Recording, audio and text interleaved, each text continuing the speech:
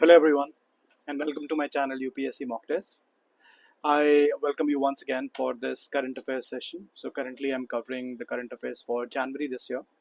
I've already covered polity and I've already covered society and culture. So today I'm starting with geography and environment, which will be really important from the exam perspective, which is the upcoming APFC exam, EORO, Punjab PCS, UP PCS, and many more just like that. So let's quickly start with it. Geography and environment. First news: wildfires in the USA. As you guys all know, कि जंगल में आग फैली थी, which is around California region, and that happened in around January this year. So what was the reason? The reason was Santa Ana winds, I think. So this is very important for you to learn.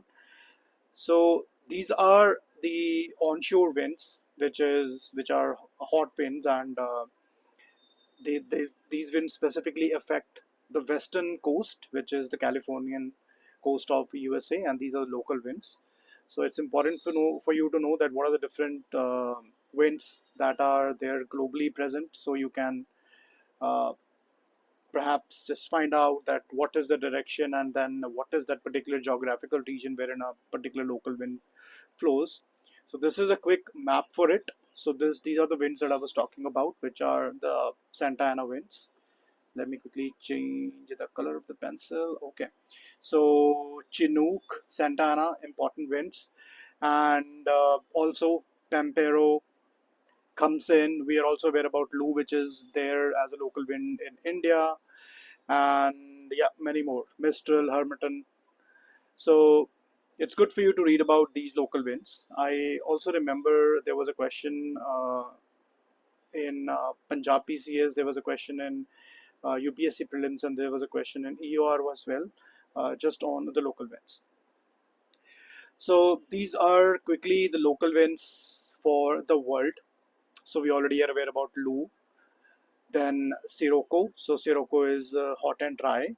So all the winds that you would see here are hot local winds. Starting with Lu, then we have Sirocco, we have Khamsin, we have Hermiton, Chinook, Phone, Santa Ana.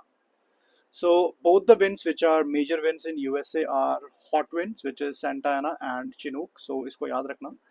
And Hermiton is in African continent, which is in around West Africa. And Khamsin is also an African wind, which is around Egypt. And then of course Sirocco. And Phone is also a warm and a dry wind, which blows on the leeward side of the Alps. So Switzerland, say downwards की तरफ this particular wind flows.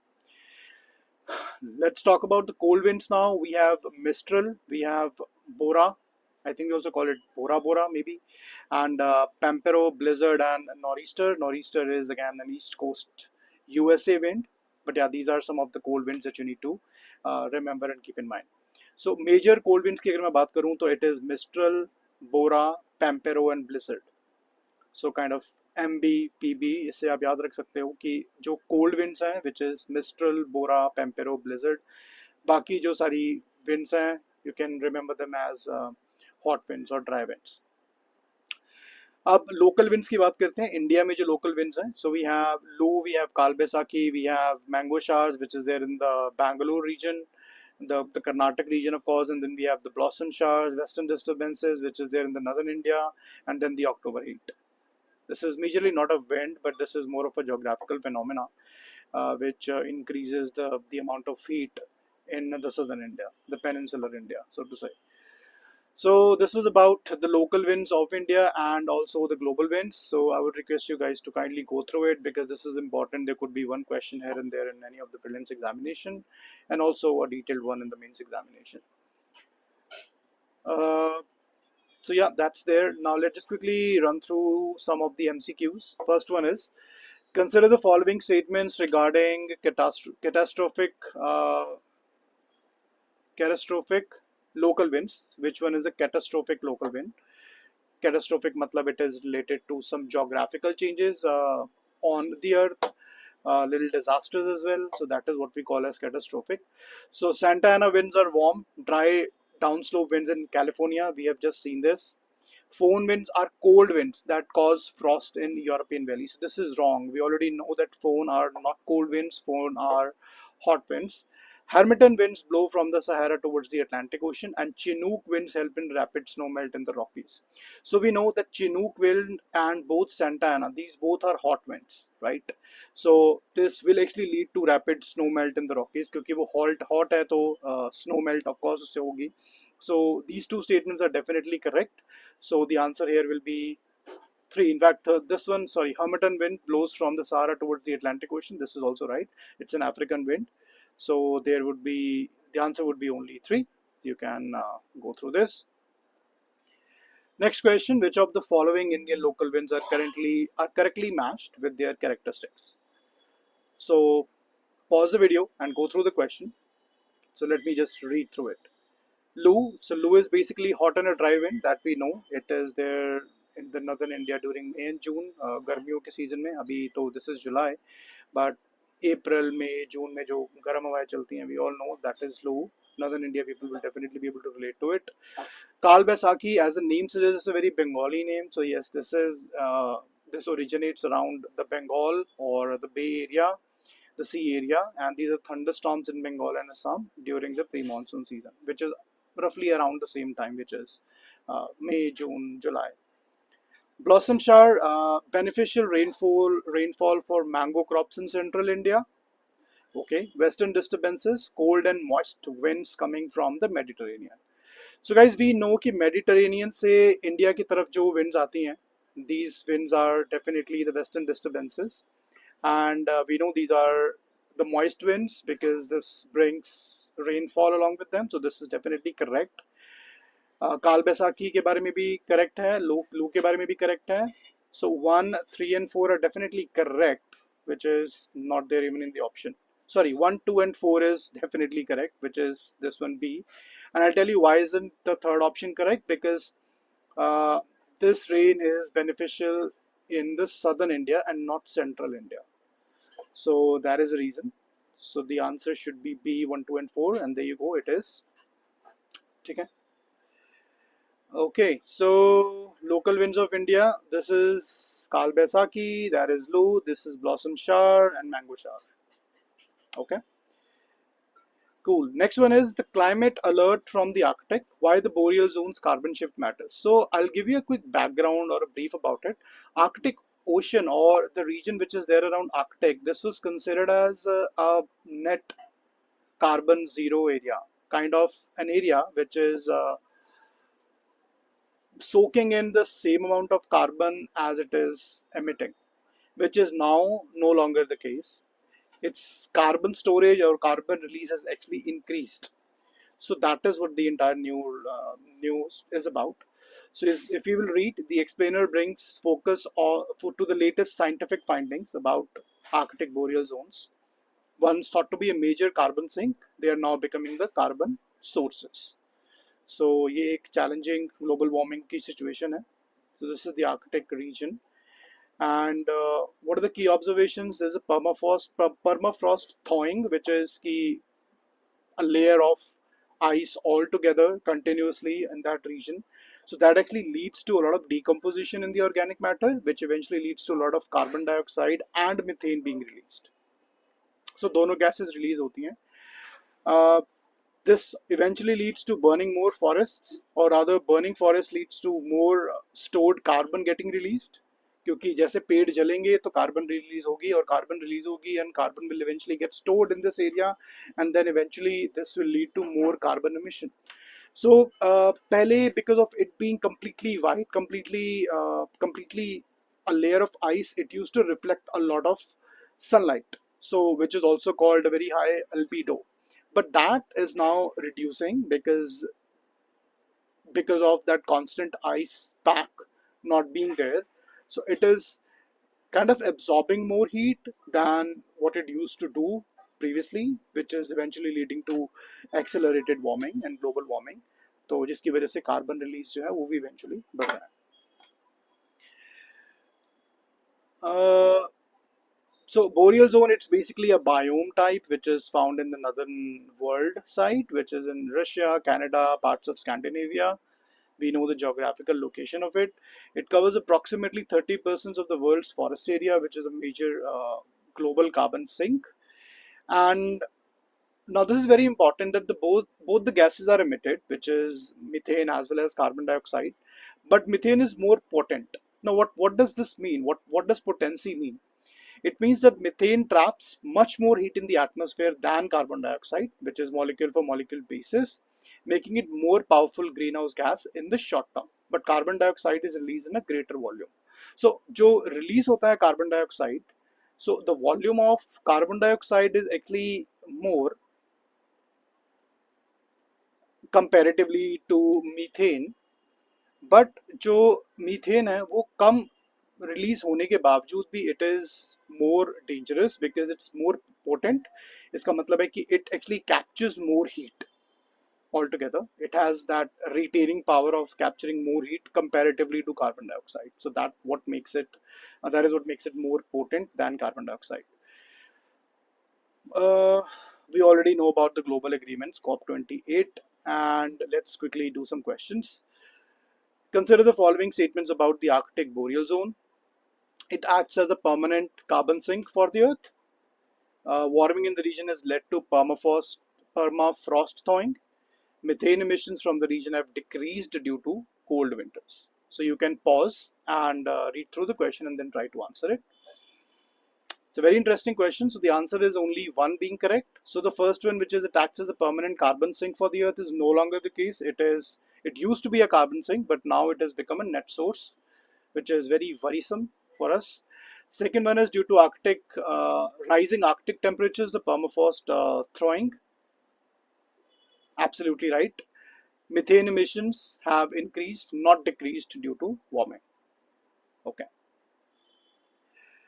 Which of the following statements best explains the term Arctic amplification? Arctic amplification हमने कई बारी सुना होगा, but what does it exactly mean?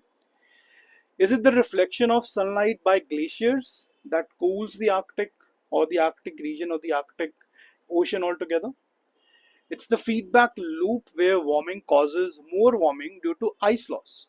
So कहने का मतलब है कि बर्फ का खत्म होना या फिर आइस लॉस की वजह से it leads to more warming and it is a continuous loop that keeps on running.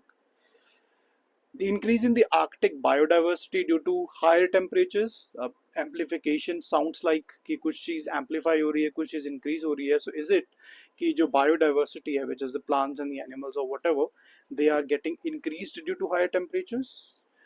And the fourth one is the Arctic being shielded from the greenhouse gases due to polar winds. Is that the Arctic amplification? So the best fitting statement here is the second one, that it is actually the feedback loop where warming causes more warming due to the ice loss. So that is the amplification of the Arctic. Okay, so you can go through the answer. Okay, next news. Honoring scientific resilience in COIS and India's disaster risk preparedness. So it is just an honor, it is just an award that has recently been given to INCOIS, which is the Indian National Center for Ocean Information Services. Which award was given to this organization? It was the Subhash Chandra Bose Apada Prabandhan Puraskar. It is the India's highest award for disaster management in recognition of its exemplary contributions to ocean-based early warning system. So that's all I think about this news, which is INCOIS. Let's go through a question. Which ministry is it a part of? Does it function under the Ministry of Science and Technology? INCOIS has been instrumental in issuing real-time tsunami and ocean-based alerts in India, which sounds a little true. I think उसी के base पे उनको award भी मिला होगा. So this should ideally be true. It recently received the Subhash Chandra Bose Apada Prabandhan Puraskar for its excellence in disaster risk management, which also is true. But this is definitely not part of Ministry of Science and Technology. This is part of Ministry of Earth Sciences. So it should be only two correct, which is, yeah, here is the answer. That's part of the Ministry of Earth Sciences and not Science and Tech. Okay, next one, the Keeling curve. It's very important. So Keeling curve, it was something that was devised or kind of initiated by Charles David Keeling in the year 1958. This curve tracks the concentration of carbon dioxide in the Earth's atmosphere from the Mauna Loa Observatory in Hawaii. So एक graph के अंदर Charles David Keeling ने एक kind of graph दिया था, which was there in 1958, which was to identify that what is the percentage of carbon dioxide or the concentration of carbon dioxide in the atmosphere. अब जितना ज़्यादा concentration carbon dioxide का होगा उतना ही ये खराब है for the human life. So initially when it actually started, it was, if you have a look at this here, it was somewhere around 280 when it started, and this is back there in 1958. Recently, around 2024, it has reached to the level of approximately 425. We will just get to know it's actually 426, and this was by far the highest. It set a record at 426 parts per million, which happened in 2024, and obviously in the coming future, it could further increase. So that is what this news covers. So Keeling curve, if you get a question, Keeling curve is about the carbon dioxide concentration in the atmosphere, which was initiated by Charles David Keeling in 1958. Highest recorded were in May 2024. Abhi ka level I think और बढ़ चुका होगा, but we don't have the report for the very recent one. It is monitored by Scripps Institution of Oceanography and NOAA. Pre-industrial baseline it was 280 parts per million, जिससे ये start हुआ था, and then it has increased to the level of 426 now. Okay, so consider the following statements about the Keeling curve. It measures methane and nitrous oxide concentrations in the atmosphere, which is absolutely false. It talks about carbon dioxide. It was started at the Mauna Loa Observatory in Hawaii. That's true. The Keeling curve data shows atmospheric carbon dioxide concentration has increased by over 50% since pre-industrial time. So if we say 280 initially, and if it increases by 50%, which makes it addition of 140, so it makes it approximately 420. So which is kind of right. So only two correct. So it was there in Mauna Loa, and then now it has reached 426. So that's right. First one is of course wrong. It talks about carbon dioxide. Okay, so the next one is Uttarakhand government launches Winter Char Dham. So it's a very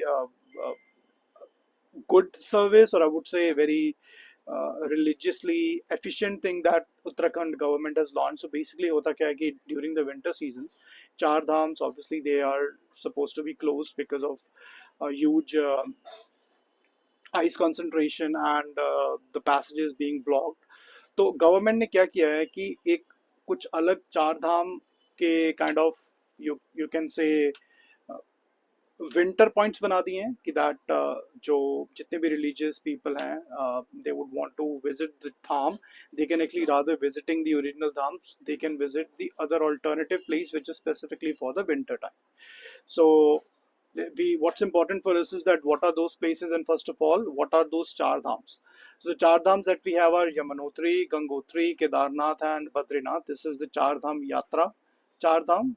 The char dham which is there bases the other Hindu mythology, which is across the 4 different portions of India, that is different. Now let's have a look at the different locations. For the Kedarnath, it is the Ukhimat, which will be now the location in winter. For Badrinath, it will be Pandukeshwar. For Gangotri, it will be the Mukba near Harsil. It's the Mukba village temple. And Yamunotri, it will be the Kharsali. So it's important for us to know that Gangotri, Yamunotri, it's Mukba and Kharsali. And Kedarnath, Badrinath, it is Ukhimat and Pandukeshwar. Launched by Uttarakhand Tourism Board. It's a religious continuity, year-round tourism, sustainable development. Their tagline is Char Dham ab sada ke liye. So that's their tagline of the promotion. So let's quickly do the MCQ. Which of the following statements regarding the Winter Char Dham initiative are correct? Kedarnath deity is shifted to Joshimath during winters. The Mukba temple becomes the winter seat of goddess Ganga. So the Winter Char Dham scheme aims to increase pilgrim traffic during peak months only. So first of all, this statement looks very incorrect to me. It is not during peak months. This is in fact for across the year. So that is there. Second one is right, which is Mukba temple becomes the winter seat of goddess Ganga. यहाँ पे हमने देखा it's Mukba and that is for Gangotri. So that is right. Kedarnath deity is shifted to Joshimath. So Kedarnath is shifted to Ukhimath, not Joshimath. So it should be only one correct, and that it is. Okay. Kedarnath deity shifted to Ukhimath, which is the Omkareshwar template and not Joshimath. And the rest, of course, you can go through. Next question is, which of the following pairs are correctly matched regarding the winter seats of Char Dham? So I've just revealed the answer to you guys. So for Badrinath, it's not Kharsali, we know it's for Yamuna, it's for Yamunotri. Gangotri, we know it's Mukba, that's right. And Yamunotri, it's not Joshimath. So this is incorrect, this is incorrect. So only two will be correct. B is the right answer. So Yamunotri's winter seat is Kharsali, not Joshimath. Badrinath's winter seat is Pandukeshwar, and it should not be Joshimath. It should be the other one, which is Ukhimath. So I'll correct this here. It should be Ukhimath, not Joshimath. And yeah, that's it. Okay, next question. Sanjay Gandhi National Park, fire and India's protected areas. By the way, why did I cover this question? This particular question in geography and environment this is more of a geography related thing. You should be actually aware of the different regions. It could be a part of the culture as well, which I totally understand, but it's more of for you to remember the different places, the different winter seats. That is the reason I added this in geography and environment. Okay, so the next one is Sanjay Gandhi National Park fire in India's protected areas.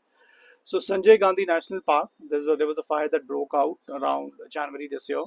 This park is first of all in Mumbai and is one of the few national parks located within a metro city known for its rich biodiversity, and it has leopards, deer, and over 250 species of birds.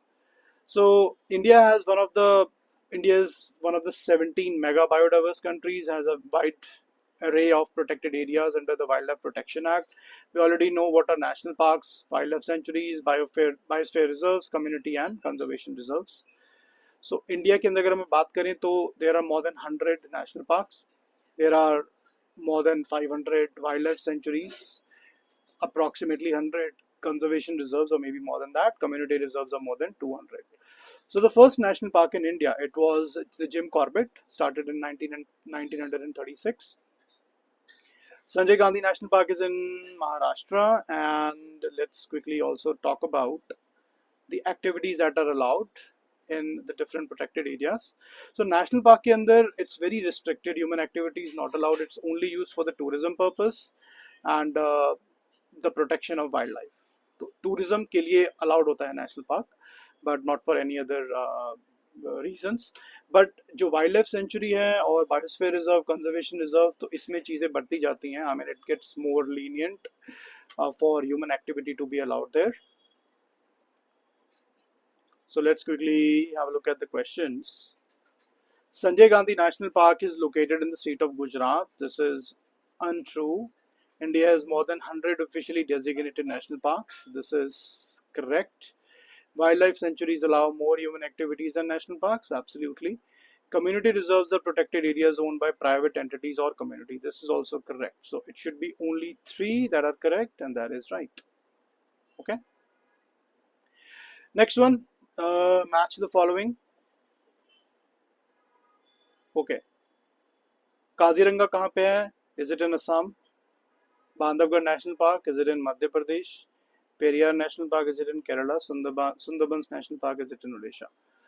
So third one is incorrect. Sundarban is not in Odisha. Sundarban is in West Bengal, and it is also partially there in Bangladesh, which is a different country altogether. So the correct answer will be A, which is 1, 2, and 4. Which of the following best explains a national park under Indian law? So please pause and try to answer. So the right answer here is C, which is a strictly protected area where no human activity is allowed except for tourism and research. Okay, so the next one, fishing cat collaring project at Koringa Wildlife Sanctuary. So abhi isme the points that we need to keep in mind is what is fishing cat, what is its IUCN status, what is a collaring project, and thirdly, where is Koringa Wildlife Sanctuary. So Koringa Wildlife Sanctuary is in Andhra Pradesh, and basically fishing cat की collaring की इसलिए जाती है so that they can be tracked locally, they can be tracked on the basis of GPS, their location can be determined and their movement can be determined so that their conservation can be more efficient altogether. So this is their kind of zoological name, fishing cats, and their IUCN status is vulnerable. Collaring is actually done for a lot of animals, it's not only for fishing cat. So yeah, this is how a fishing cat looks like. So fishing cat is vulnerable. It's basically found in wetlands, mangroves, marshes. Koringa, as you know, Andhra Pradesh, it's a coastal area, so we have a possibility of mangroves there, surrounded with Odisha. So that is the reason it is found around in that wildlife sanctuary. It's a GPS-based collaring. Other animals that actually have been collared are also lions, wolves, snow leopards, elephants, tigers, almost all kind of animals. And India's cat diversity. Let's have a look at this. What are the different wildcats found in India? So we have tiger, Asiatic lion, which are endangered. Rest leopard, snow leopard, clouded leopard. These all are vulnerable. So there's a question for you. Now we also have introduced cheetah in India. So what is the IUCN status for cheetah, which is also a cat, a wild cat? So please search for it and maybe you can comment it in the comment section. Okay, so we also have fishing cat that is vulnerable, and we have caracal, which is least concerned but near threatened in India. It is globally least concerned, but it's near threatened in India. And then we have the rusty spotted cat, which is again near threatened.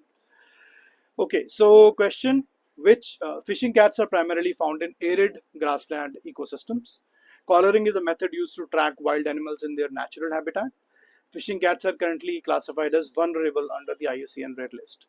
And Koringa Wildlife Sanctuary is located in Tamil Nadu. So we know this is incorrect. It's in Andhra Pradesh. Fishing cats are currently classified as vulnerable, which is true. Collaring is a method used to track wild animals in their natural habitat. So this is right. Fishing cats are primarily found in arid grassland ecosystem. This is wrong. These are found in marshy or the mangrove area. So there should be only two correct. So it's right. Only two correct. So this is wrong. I've typed it incorrectly. It should be only two correct. I'll correct it for sure. Okay, so it should be only two. Which of the following animals have been part of collaring projects in India? Interesting. So we know Indian wolf, we just saw that.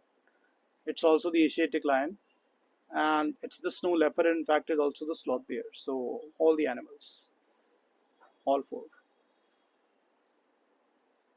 Okay.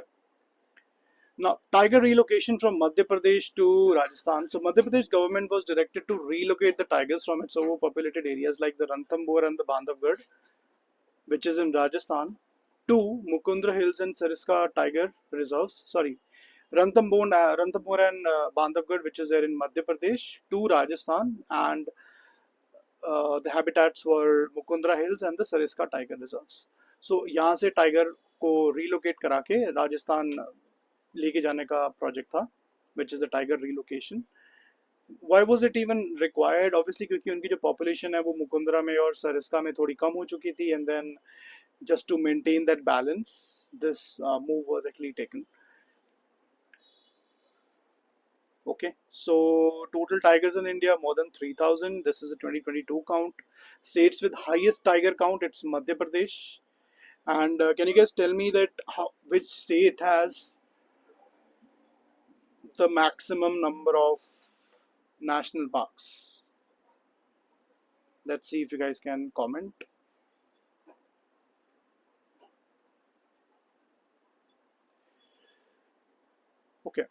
So Project Tiger launched in 1973. NTCA was National Tiger Conservation Authority was set up in 2005. Tiger reserves in Rajasthan, Ranthambore, Sariska, Mukundra, and legal backing. It is there under Wildlife Protection Act 1972. Consider the following statements about Project Tiger and NTCA. Project Tiger was launched in the 1990s, so it's very important to address falling number of lions in India. So यहाँ पे दो चीजें गलत होगी, एक तो 1990 और एक तो lion. So it's for tiger, of course. It's a very easy question. I don't know why did I make it, but yeah, it's an easier question. NTCA is a statutory body under the Ministry of Environment, Forest and Climate Change. One objective of tiger relocation is to reduce human-wildlife conflict, which is again true. Mukundra Hills and Sariska are key tiger reserves in Rajasthan. So this is also correct. And this is also correct. So it should be only 3. So NTCA is definitely a statutory body. Okay, next one is India's 4th biennial update report to UNFCCC, which is United Nations Framework Convention on Climate Change. So biennial report, basically it's a report that India has to present to UNFCCC after every couple of years on what is the status on the greenhouse gas emissions, climate mitigation actions, adaptation strategies, and the support received. And they send it every couple of years. So it's basically for couple of years. अभी 2024 में जो report हमने भेजी है, that is till 2020 for the greenhouse gas emissions, which again was significantly impacted by the COVID-19 pandemic, resulting in a 7.93 decrease in the total GHG emissions. So which was actually positive कि जो GHG emissions थी वो decrease हुई थी, obviously because of COVID-19 and the continuous lockdowns and no vehicles outside, and maybe also very less agriculture, which all leads to collectively the greenhouse gas emissions. So India is again continue to progress towards its NDCs or INDCs, which is intended nationally determined contributions. If you guys can comment about the different NDCs, that'll be great. Key observations about the 4th biennial update. So the emissions dropped from 2019 and 2020 to around 8%, say decrease हुआ emissions. And you can also read through the total net GHG emissions. Now LULUCF, what exactly is this? So LULUCF stands for, I must have written it somewhere, I will just quickly show it to you. It's land use change and forestry. So iski wajah se what are the changes? So that is again mentioned here. हमारी तरफ से what are the different measures that have been taken for this for curbing this GHG emissions and the other environmental challenges. It's the PM Kusum Yojana, Ujala, electric vehicle push, bioenergy mission, and many more. There are many more government schemes that have been launched recently. So let's have a look at the question. Consider the following statement regarding India's 4th biennial update report. India submitted a report in 2024 covering emissions data from the year 2020. India's total GHG emissions increased due to COVID-19 recovery efforts in 2020. So it did not increase, it rather decreased. So this is incorrect. The report shows a drop in emission by nearly 8%. This is right.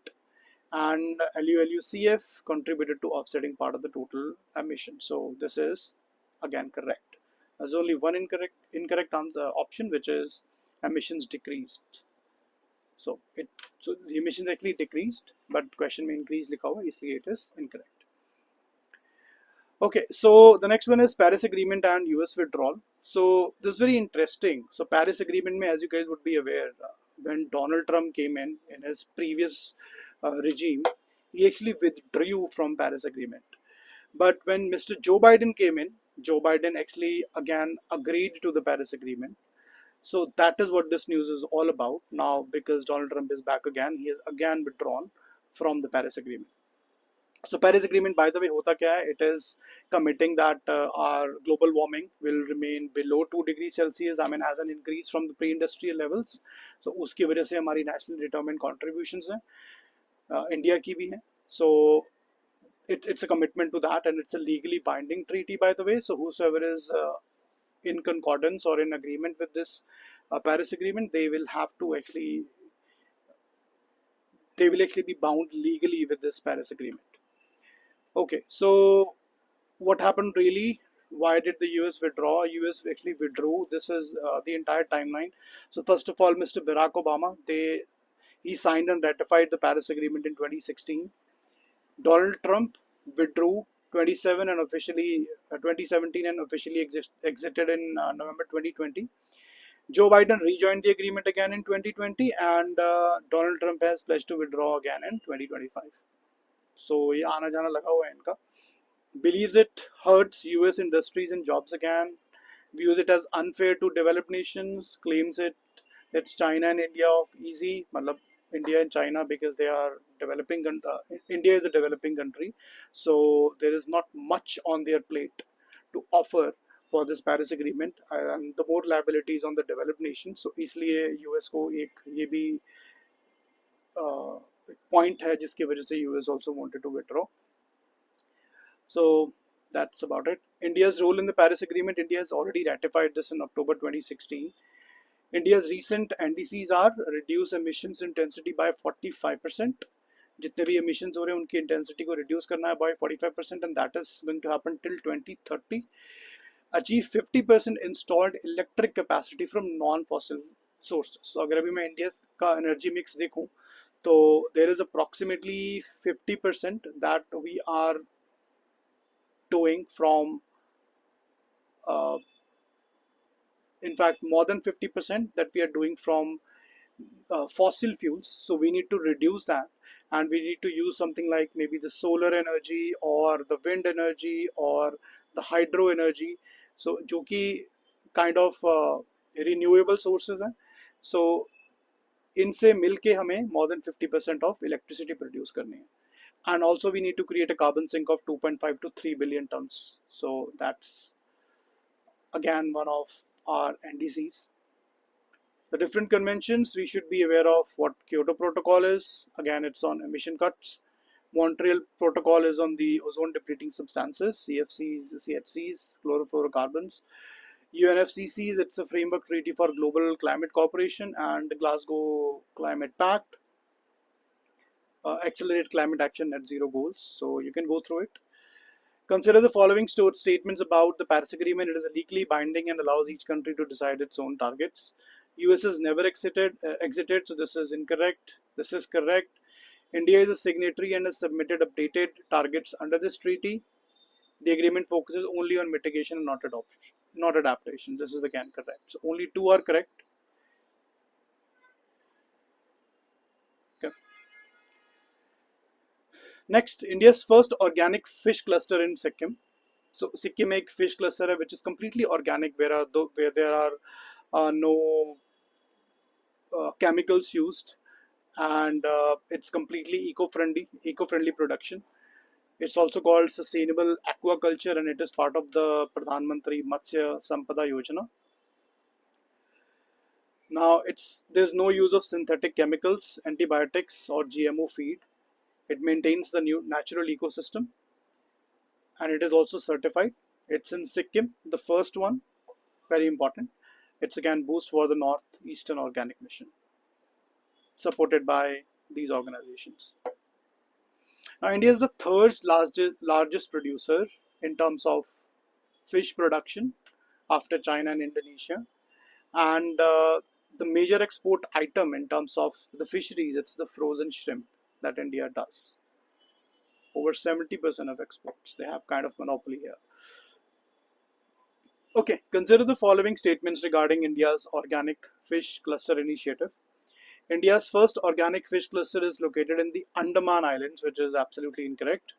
Organic fish farming avoids the use of synthetic inputs like antibiotics, which is true. The initiative promotes income opportunities in hill regions. It does. Organic certification is compulsory under the scheme. Organic certification is, I think, compulsory. Let's just have a look. It is. Certification is a key part of the organic fish branding initiative. So it's also true. So 3 are correct. Okay, next one is which of the following are true about Indian fisheries sector? India's world India is the world's largest exporter of fish. Frozen shrimp is a major export item. Oh my god.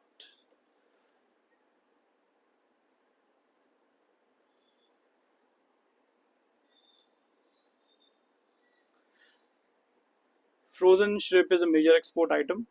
The sector supports over 2 crore people. India has dedicated Department of Fisheries under the Ministry of Agriculture. The first statement is definitely wrong. So we will be removing D, we'll be removing C, we'll be removing A, and then we'll get to the answer, which is 2, 3, and 4. So B is the answer. And the Department of Fisheries is under Ministry of Fisheries, Animal Husbandry and Dairying, and this again was pretty evident that it is incorrect. Ministry of Agriculture का part नहीं है.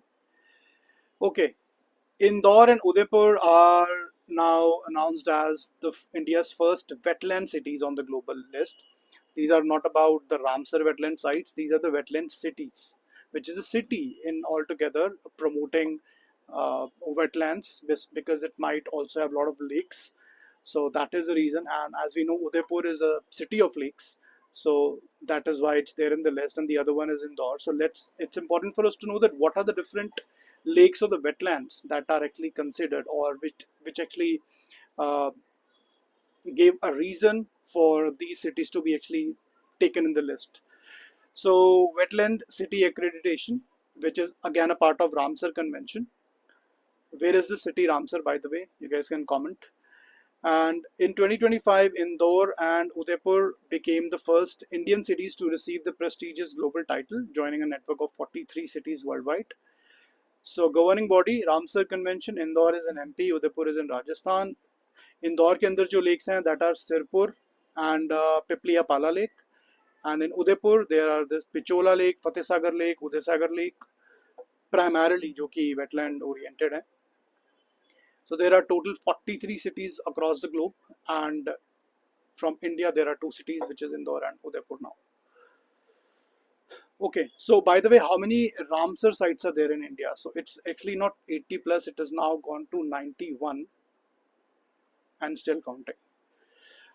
Okay, why is this significant? It encourages urban ecological resilience, it enhances ecotourism, and it aligns with India's wetland rules 2017. Consider the following statements regarding the wetland city accreditation. It is awarded by the Ramsar Convention. Indore and Udaipur are the only Indian cities to receive the recognitions so far. Accredited cities must maintain a national park in their urban limits. The accreditation supports wetland conservation in urban planning. So this is true. It's a positive looking statement, which is accreditation supports wetland conservation in urban planning. But this is not true because the condition of having a national park, it's again too much. So it doesn't look right to me. I'm just trying to solve this as layman. And Indore and Udaipur are definitely the only Indian city. So this only word, if you would have not gone through the topic, you might consider this as an incorrect thing, but it is actually not. This is correct. In Indore and Udaipur, in fact, the only Indian cities, and it is definitely awarded by Ramsar Convention. So there are 3 things which are correct, 3 statements. Here it is.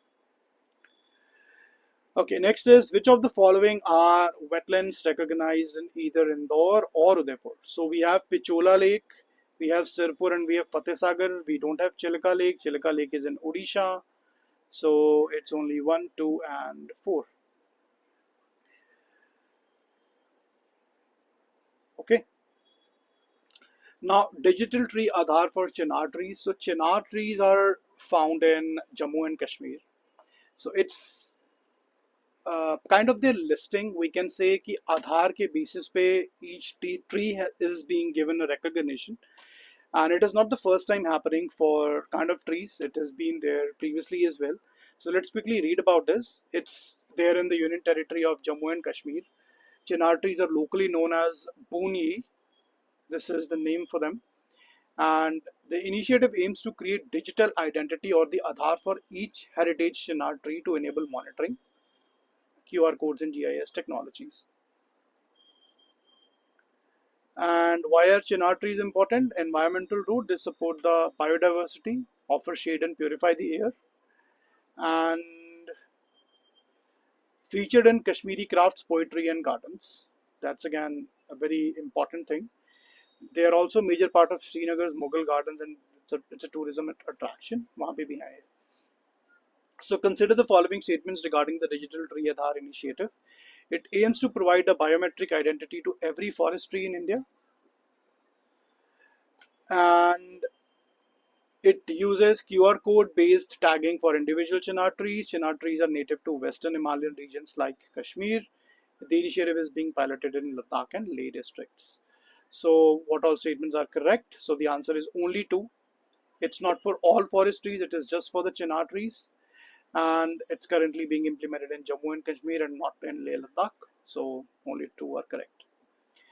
Now, Gulf of Mexico, why does it matter? So basically, there has been a news that Gulf of Mexico का नाम change करके Gulf of America कर दिया जाए, because it is being surrounded by the Northern America and it's there in the Central America. So why not Gulf of America? So that's just there in the news. It has not been changed. It is still Gulf of Mexico. So that's important for us to know that where exactly is this location and what all countries does this Gulf surround, and then what are the different what are the different rivers that actually drain in this Gulf. And it is bordering USA, Mexico, and Cuba. There are frequent hurricanes. Again, that's not much important, but it's connected via the Yucatan Channel and the Straits of Florida. So this is the Yucatan Channel that you see here, and the Strait of Florida is this one. Okay, so Mississippi, Rio Grande, and Brazos River are the major rivers that fall into this Gulf. Sargasso Sea, again, Sargasso Sea is directly not in the Gulf of Mexico, but it's towards this Atlantic side. We get the Sargasso Sea. That's basically a sea which doesn't have any border. So that's a trivial fact about that sea. Now, again, it's economically very important, this particular Gulf, because over 15% of the US crude oil production comes from offshore rigs here. Let's go through a question. It is a part of the Pacific Ocean system and lies west of Central America. So ये Northern America hai, this is Central America, and then this is the Southern America. It says it is part of the Pacific Ocean system and lies west of Central America. मतलब कि यहाँ पे इस side पे, so it is wrong. It is around here and it is part of the Atlantic Ocean, not Pacific. So this is incorrect. Mississippi River, the longest in North America, drains into the Gulf. It is true. Gulf is prone to hurricanes. True. The recent renaming proposal carries legal weight under international law. It doesn't. It doesn't yet carry any legal weight. It is just a proposal. यहाँ पे 2 है. It should be 3. My bad. So only 2 are correct. Which of the following rivers drain into the Gulf of Mexico? So Mississippi does. Brahmaputra, of course, doesn't. It's a river in India. Colorado River, Texas, and Rio Grande. So it should be 1, 3, and 4. Okay. Kane-Betwa River Linking Project and recent developments. This is first of all a part of the National River Linking Project, which is NRLP. So these are the different rivers. So here is the Kane River, and here is the Betwa River. So we always need to remember, कभी-कभी मेरे साथ ये confusion हो जाती थी कि which one is Kane? Is this the Kane? This one is the Kane, or the other one is the Betwa? So B because comes first. So B पहले आती है. So Betwa is the first river, and then we have the Kane River. So that's how it is. And so it is basically an interlinking of the river, and it will actually be helping approximately 62 lakh people with drinking water, this much of hydropower generation, and this much of area being irrigated. Criticism is directly passes through the Panna Tiger Reserve. तो यहाँ पे थोड़ा सा environmental एक challenge है. So उसी की वजह से इस पे थोड़ा सा रोक लगी थी.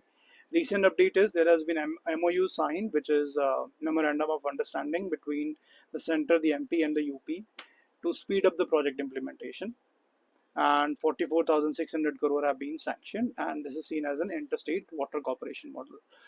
So question, with reference to the Kane-Betwa river linking project, consider the following statement. It aims to transfer the surplus water from Betwa to Kane.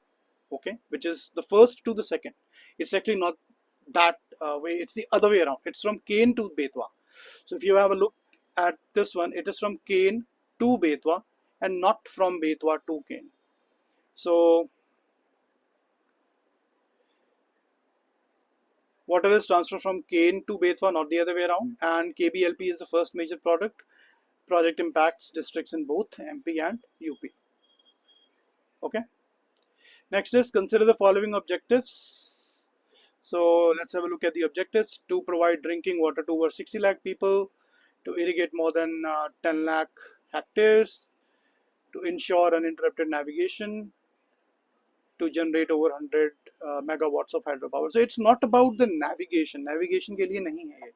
This is just about the irrigation. It's about the drinking water, and it's about the hydropower electricity. So only three are correct. It's not for navigation. Match the following components. Okay, where is the Panna Tiger Reserve? Area likely to be affected by submergence. It's true. KBLP, which is Kane Betwa Linking Authority, Linking Project Authority, executing agency for implementation. This is right. Link Canal, it connects Kane and Betwa rivers. This is also right. Dhodhan Dam, it's a major storage reservoir on Kane River. So it's not on Kane River, it's on Betwa River. Oh, in fact, it is on the Kane River. My bad. So major storage reservoir on Kane River, Dhodhan Dam. Let's have a look. Dhodhan Dam. I missed out on adding it here, but it is on this Kane River. Here it is, Dhodhan Dam. Okay, so all of the statements are in fact correct. So next one, pink fire retardant in Californian wildfires. So if you remember, we just started this topic for today with the wildfires.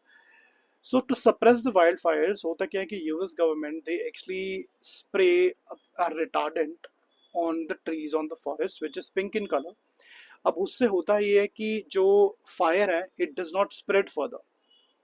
So उससे आग आगे ज़्यादा नहीं बढ़ती है क्योंकि वो suppress कर देती है ऑक्सीजन की जो कंबशन है उसको, इसकी वजह से वो आग ज़्यादा आगे नहीं बढ़ती है. But the challenge with that is whenever there is rain or just washing or the erosion of the soil or maybe anything in which that retardant is actually getting flown over to the oceans or to the rivers, that is environmentally challenging. So this news article is just about that. So there is a chemical runoff into the rivers, which is really alarming. So force check, this is the name. This is, by the way, a pink tinted fire retardant. It is dropped from the aircraft. It includes or contains ammonium phosphate, ammonium sulfate, clay, corrosion inhibitors, which is actually not environmentally good. So this is to slow or stop the wildfire spread by coating vegetation. And these are the various aspects about it. You can read through. Let's have a look at the question. Consider the following statements about the pink fire retardants used in wildfires. Primary active chemical in such retardants is ammonium phosphate. This is right. They are sprayed before a fire reaches a particular zone. That's right.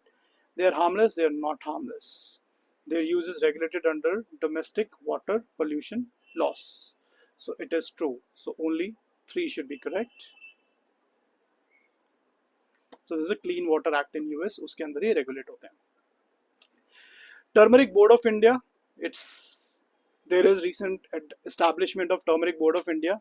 हल्दी के लिए board है. Important for us to know. And announced in January 2025, announced by Ministry of Commerce and Industry. It's a non-statutory body under Department of Commerce.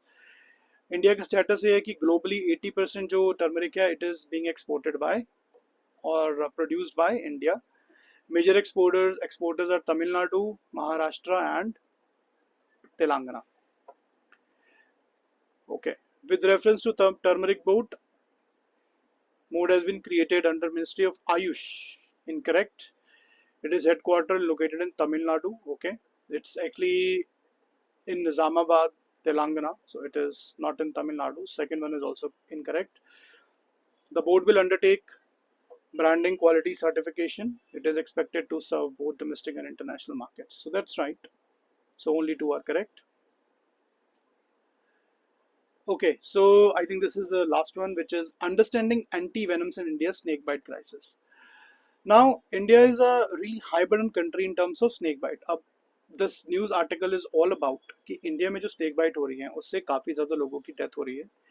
And the reason for that is not because India has a lot of snakes. It's because that India doesn't have much of anti venom. So the anti venom that India has, it's for the major four snakes. I want you guys to kind of guess that what are the big four snakes. You must have already seen it on the screen. So the big four snakes that India has, it's the Russell viper, common krait, Indian cobra, and saw-scaled viper. Snakes like king cobra is actually not under big four, which means कि उसके लिए anti-venom उतना नहीं बनता जितना इन चार primary snakes के लिए बनता है. Big four. Over 46,000 deaths reported per year, as per Lancet 2020. So जो multiple snakes के लिए anti-venom काम करता है, that is called a polyspecific anti-venom. When it is just for one, so it is unispecific anti-venom. So it is also, by the way, considered as a neglected tropical disease, which is the snake bite. So India is again one of the largest producers of antivenoms. And कैसा होता है process? You can read through it. Let's just quickly do some questions. Which of the following snakes is not part of India's big four? So king cobra is not part of India's big four venomous snakes. Interesting. Okay, so that was the second last. The last one is about the IWAI, Inland Waterways Authority of India. Basically इनके अलग अलग office है. इनका एक छठा office, sixth office खोला है वाराणसी में, sixth regional office. That is the news about. And the other offices that it has, by the way, it's a statutory body under IWAI Act 1985. It was originally established in 1986, headquartered in Noida, Uttar Pradesh, under part of Ministry of Shipping. Six office Varanasi में है. बाकी के office कहाँ है? बाकी के office हैं एक कोलकाता में, पटना में, गुवाहाटी में, कोची में, भुवनेश्वर में. वाराणसी कौन से नेशनल वाटरवे में पड़ता है? नेशनल वाटरवे 1, विच इज जो गंगा वाला नेशनल वाटरवे है, जल मार्ग विकास. Question. IWAI was established by an act of parliament in 2001. Varanasi lies on National Waterway 1 and now hosts a regional office of IWAI. IWAI comes under Ministry of Jal Shakti. So which of the above statements are correct? Let's have a look at the answer in the interest of time. So it's only B that is correct. It was established in 1986 and not 2001. Varanasi is on National Waterway 1 and it functions under Ministry of Ports. So it is again incorrect. Okay. So that's about it, guys. That was the news for today. And I hope you really liked it. So guys, I would also want to tell you that the next video that I'll be bringing, it will be on the topics like, let's say, we have the science and technology. We also have already covered society and culture, but we have a few other topics. So the next video will definitely be on science and technology.